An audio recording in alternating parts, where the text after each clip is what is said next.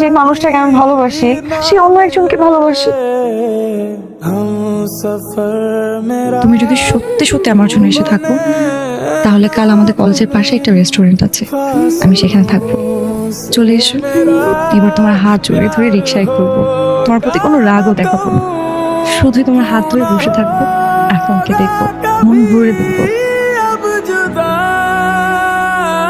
তুমি কি আমাদের দুজনের বিষয়টা কিছু ভাবছো? মানে এই যে আমি তো তোমাকে লাইক করি, তাই না? সো তাই বলছিলাম আর কি যে তুমি যাওয়ার আগে যদি আমাদের দুজনের ফ্যামিলি থেকে বিষয়টা একটু আগিয়ে রাখতো, কথা বলি।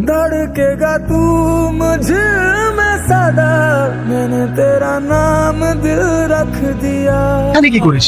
আজকে আমার এনগেজমেন্ট, কোথায় একটু আমার সাথে সাথে থাকে, আমার সব ঠিক আছে কিনা দেখবি। ম্যাডাম আমি রেডি হইছি। I am sorry